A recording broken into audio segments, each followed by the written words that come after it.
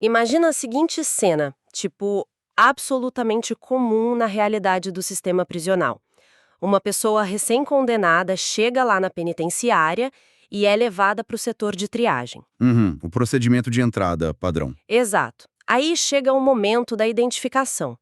De repente, essa pessoa cruza os braços, recua e fala com todas as letras: não vou fornecer minha saliva para exame de DNA de jeito nenhum. A Constituição diz que ninguém é obrigado a produzir prova contra si mesmo. É o famoso princípio de não produzir provas contra si. Isso. E aí a grande questão para quem atua lá na linha de frente da segurança pública é: o futuro policial penal deve registrar isso como um direito garantido do preso ou como uma infração disciplinar? Olha, a resposta da Lei de Execução Penal para essa situação é super dura e direta. A recusa a essa submissão do perfil genético constitui uma falta grave. Ponto. Falta grave, né? Sim, falta grave. A legislação fez uma escolha bem clara aí. Ela colocou o interesse da segurança pública e, claro, a elucidação de crimes acima da vontade individual do preso de não colaborar. E é exatamente nesse detalhe que as bancas de concurso tentam derrubar a galera. Caramba! E é justamente para entender as engrenagens dessa escolha que a gente está fazendo esse mergulho hoje no artigo 9º-A da Lei de Execução Penal, a famosa LEP. A queridinha das provas policiais. Pois é, esse dispositivo é, sem exagero, um dos temas mais explorados para a Polícia Penal, Polícia Civil, enfim, área de segurança em geral, porque sabe, ele amarra 3 fios muito densos: a tecnologia da genética forense, o choque com os direitos e garantias e o rigor do regime disciplinar das prisões. Perfeito. O artigo 9º-A não é só uma burocracia penitenciária qualquer. Ele, representa a modernização da investigação criminal no Brasil. E quando a gente entende a lógica por trás de cada inciso... Fica tudo mais fácil de memorizar, né? Exatamente. Fica muito claro porque as bancas adoram usar esse tema. Elas querem separar quem só decorou a lei de quem realmente entende como o sistema de justiça criminal funciona na prática. Então, bora entender a mecânica da coisa. A primeira dúvida que sempre surge é sobre o alcance dessa regra. Porque a lei não exige que toda e qualquer pessoa que entre no presídio tenha o DNA coletado, certo? Não, de forma alguma. Tem um filtro bem específico aí. Aham. Então, a extração do ácido desoxirribonucleico, o famoso DNA, para identificar o perfil genético, ela é obrigatória só para um grupo seleto. Quais crimes exigem essa coleta obrigatória? Então, o alvo da lei é a criminalidade violenta e serial. O artigo estabelece 4 hipóteses onde a coleta é inegociável. A primeira, crimes dolosos praticados com violência grave contra a pessoa. Tá, dolosos e com violência grave. Isso. A segunda foca nos crimes contra a vida. A terceira abrange os crimes contra a liberdade sexual. Uhum. E a quarta mira nos crimes sexuais contra a vulnerável. Basicamente, o legislador decidiu que o Estado precisa rastrear de muito perto quem comete atrocidades, tipo estupros, homicídios, agressões graves. Porque a reincidência é altíssima, né? Exatamente. O índice de reincidência nesses delitos costuma ser devastador. O cara sai e faz de novo. Mas peraí, vamos tensionar um pouco essa regra para ver até onde ela vai. E se a gente estiver falando, por exemplo, de um homicídio culposo no trânsito? Ah, boa pergunta. Tipo, alguém dirigindo de forma imprudente causa um acidente fatal. É um crime contra a vida, o resultado é a morte de alguém. O Estado obriga essa pessoa a fornecer o DNA? Não, não obriga. Não. E no caso de, sei lá, um crime sem violência, tipo desvio de milhões em corrupção, ou um furto qualificado? Também não.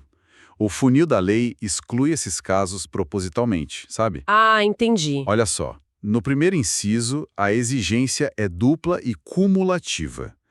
Tem que ter o dolo, que é a intenção consciente de cometer o crime, e tem que ter a violência grave contra a pessoa. As duas coisas ao mesmo tempo. Isso. O homicídio culposo no trânsito não tem dolo, então não gera coleta obrigatória. E um crime de colarinho branco, ou um furto, por mais que causem danos absurdos para a sociedade... Não tem a violência grave contra a pessoa. Matou a charada. Não envolve violência grave. A gente tem que lembrar que o banco de dados genético é uma ferramenta cara, complexa, Não foi desenhado para ser um inventário universal de todo e qualquer criminoso. Faz sentido. É uma arma focada em neutralizar predadores violentos e sexuais que geralmente deixam vestígios biológicos na cena do crime, né? Sangue, sêmen, pele. Exatamente esse o ponto. Legal, então compreendido o quem, a próxima peça desse nosso quebra-cabeça é o quando e o como. Pelo que consta, a regra estabelece que a coleta ocorra na ocasião do ingresso no estabelecimento prisional, né? Naquela triagem inicial. Isso. A regra geral é na entrada. Mas a gente sabe que a realidade das penitenciárias no Brasil envolve superlotação, falta de estrutura básica, muitas vezes falta até o kit de coleta na hora que o cara chega. O legislador não ignorou isso não. Ah, é? Tem alguma salvaguarda? Tem sim. Tá lá no parágrafo 4º. Se por qualquer motivo estrutural ou logística não tiver como coletar na hora que o condenado pisa na penitenciária, esse procedimento não prescreve. Ele não se safa, então. De jeito nenhum. Ele deverá ser submetido à coleta durante o cumprimento da pena. A obrigação persegue o indivíduo enquanto ele estiver sob a tutela do Estado. Entendi. E sobre a técnica em si? A lei fala num método que seja adequado e indolor. Sabe, quando a gente pensa em DNA, o imaginário popular já projeta logo uma agulha gigante tirando sangue. Nossa, sim, o pessoal assiste muito filme antigo. Pois é. Mas a prática hoje é aquele suave bucal, né? Passar aquela haste flexível, tipo um cotonete grande, na bochecha por dentro para pegar saliva. Isso, super simples e totalmente indolor. Mas, olha, tem um detalhe crucial aí que a banca vai cobrar. Qual? Quem realiza o procedimento não pode ser feito pelo policial penal que está lá na guarda, nem pelo diretor do presídio, nem pelo enfermeiro de plantão. Nossa, tem que ser alguém específico. Sim, o parágrafo 7º é inflexível. A coleta da amostra e o laudo vão ser feitos exclusivamente por perito oficial. Perito oficial. Tá, mas por que essa exigência toda? É só reserva de mercado da perícia? Não de forma alguma. Trata-se da preservação absoluta da cadeia de custódia. Ah, a famosa cadeia de custódia. Pois é. Pensa comigo se um agente sem a qualificação técnica exigida na lei faz essa coleta e aí essa amostra cruza o país e ajuda a resolver um assassinato em série de, 10 anos atrás? Uhum. A defesa do acusado no tribunal do júri vai fazer o quê? Vai pedir a nulidade da prova na hora. Claro, vão alegar que o material foi contaminado. Exato. Vão dizer que foi trocado, contaminado por alguém que não tinha atribuição legal para manusear aquilo. Então, exigir o perito oficial é o escudo jurídico para garantir que a prova não caia perante o juiz lá na frente. Sensacional. Então, só para quem está acompanhando a gente, fazer aquela revisão mental rápida. Para fixar, crimes dolosos com violência grave, contra a vida e sexuais. Isso. Coleta indolor no ingresso, ou então durante o cumprimento da pena, e sempre, obrigatoriamente, por perito oficial. Perfeito. Gabarito puro. Legal. Isso nos leva direto à questão central do material biológico em si, que é onde a lei constrói uma verdadeira muralha para proteger a privacidade. E que muralha, viu? Para a gente tentar visualizar como isso funciona, eu gosto de usar uma analogia. Imagina que a amostra biológica, o cotonete ali babado com a saliva, seja como se fosse um molde de cera de uma chave. Gostei, o molde de cera. É algo físico, bruto, que contém informações muito profundas sobre a origem daquela chave. Já o perfil genético, que é o que realmente vai para o banco de dados, é apenas a numeração exata da chave, aquela que fica no sistema do chaveiro. Essa analogia é perfeita. A separação conceitual entre essas duas coisas, o molde físico e o código digital, é a base do parágrafo 5º. A amostra física só pode ser usada para um único fim: extrair o código numérico, que é o perfil genético. Nada além disso. Nada. O Estado é terminantemente proibido de olhar para um molde de cera e tentar extrair outras informações. E é por isso que a lei veda expressamente a tal da fenotipagem genética. Fenotipagem. Eu ouço muito esse termo, mas o que seria isso na prática? Por que o Estado tem tanto medo a ponto de proibir na lei? Tipo, se a polícia tá caçando um serial killer, saber pelo DNA que o cara tem olho verde, pele clara e, tendência a ficar careca, não seria fantástico para investigação? Do ponto de vista investigativo puro, seria maravilhoso. Então por que proibir? Porque o custo para as liberdades civis seria inaceitável. A fenotipagem é justamente isso, mapear características físicas e até de saúde a partir do DNA. Se o Estado começa a mapear a cor dos olhos, propensão a doenças cardíacas, distúrbios psiquiátricos, ancestralidade étnica. Nossa, entra numa questão de eugenia, né? Exatamente, abre a porta para violações éticas gravíssimas, discriminação genética. Então a lei traça uma linha vermelha, o perfil genético armazenado tem que ser só um código de barras. Só para cruzar com o material da cena do crime e da match. Isso, completamente inútil para revelar quem a pessoa é fisicamente. E, olha, tem outra proibição fortíssima que segue essa mesma linha ética, que é a busca familiar. Ah, a busca familiar. É aquele método que a gente cansou de ver em série True Crime nos Estados Unidos, né? Sim, o caso do Golden State Killer é o mais famoso. Pois é. A polícia lá tinha o DNA do assassino, não achou no sistema prisional deles, mas aí encontraram um DNA parecido num site público de genealogia, tipo de um primo de terceiro grau, e foram puxando a árvore da família até prender o cara. No Brasil, tentar chegar no autor do crime pelo DNA de um parente que está no banco de dados penitenciário é proibido. Totalmente proibido. Sim, completamente. O raciocínio jurídico aqui entende que se o Estado usa o DNA de um familiar do condenado para investigar um terceiro, ele está violando a presunção de inocência e a privacidade de toda uma linhagem. Uma linhagem que não cometeu crime nenhum, no fim das contas. Exato. O DNA que o preso forneceu compulsoriamente não pode servir de armadilha para os parentes dele. Faz todo sentido. Mas se a lei proíbe tudo isso, me surge uma dúvida bem logística. O perito oficial foi lá, passou o cotonete, foi para o laboratório, extraiu o código de barras digital e o código subiu para o servidor. Certo. O que acontece com o cotonete cheio de saliva? Ele fica guardado num super freezer da polícia científica para o caso de precisarem refazer daqui a 20 anos? De jeito nenhum. Se eles fizessem isso, seria como deixar uma bomba relógio de violação de privacidade armada. O parágrafo 6º determina que, uma vez identificado o perfil genético, a amostra biológica deve ser imediata e corretamente descartada. Destruída, jogada fora. Destruída. Não tem arquivo físico de cotonete, de amostra, nada. A lógica é, se o material bruto, que tem toda aquela carga genética de doenças e características, não existe mais, nenhum governo mal intencionado no futuro vai conseguir extrair dados ilegais dali. O descarte imediato é a trava física do sistema, então. Exatamente. É o que garante que as proibições éticas sejam cumpridas. Perfeito. Então, recapitulando para a galera memorizar bem, proibida a fenotipagem, proibida a busca familiar e descarte obrigatório e imediato da amostra biológica. Esse trio aí não falha nas questões de prova. Boa. Mas e em relação ao acesso ao código digital em si? Aquela sequência numérica que ficou lá salva no sistema? Certo, o banco de dados. Isso. Imagina uma investigação real. A equipe de homicídio está caçando um estuprador em série, o tempo correndo, risco de fazer nova vítima. A autoridade policial, o delegado, pode simplesmente sentar no computador, logar no Banco Nacional e rodar uma busca com o DNA que acharam na vítima. Não é simples assim. O sistema não é um Google aberto para os investigadores. Não. Não.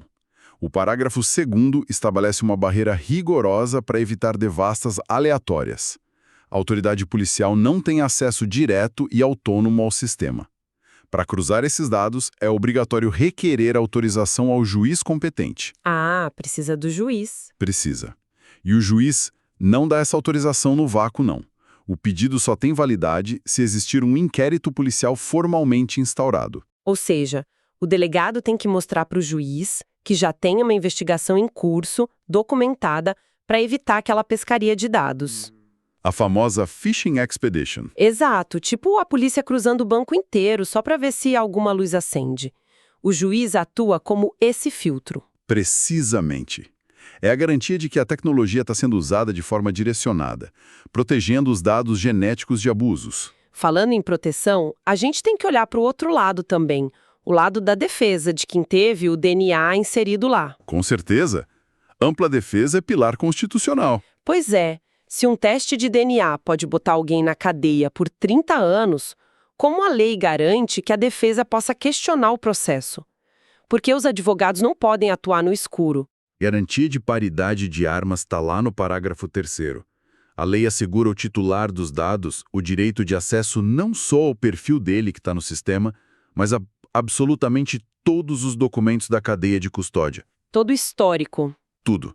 A defesa pode exigir os registros de quem coletou a amostra, a que horas, como ela foi armazenada, a temperatura do transporte, quem operou a máquina e principalmente o laudo provando que o material físico foi descartado. E se tiver um furinho nessa documentação? Se tiver qualquer falha documentada, a defesa pede a nulidade da prova na mesma hora, alegando adulteração ou contaminação. É fascinante ver como a lei tenta se equilibrar num fio da navalha, sabe? Ela cria uma ferramenta muito potente para acusação, mas bota um monte de travas burocráticas para não virar opressão. É o freio e contrapeso em ação. Bom, agora é atenção aqui, pessoal. Quem está escutando no carro, na academia, foca aqui porque isso despenca em prova. Vamos voltar lá para o nosso ponto de partida? Aquela situação tensa da pessoa que acabou de chegar no presídio e se recusa a abrir a boca para o suave bucal. Olha, cuidado com essa pegadinha. Essa é, disparada, a maior armadilha das bancas na LEP. Conta pra gente como eles fazem. O examinador cria um enunciado gigante contando uma historinha triste. Fala da Constituição, invoca o princípio da não autoincriminação. O nemo tenetur se detegere, né? Esse mesmo. E aí, a banca oferece alternativas dizendo que a recusa é um direito inalienável ou que, no máximo, é uma falta leve, já que o corpo é inviolável. E o candidato vai lá e marca a alternativa de direitos humanos. Instintivamente. Mas o parágrafo 8º é irredutível. A recusa constitui falta grave. Falta grave, pessoal. Anotem isso. Mas pensa bem como isso se sustenta no mundo real. A Constituição diz que não produzo prova contra mim.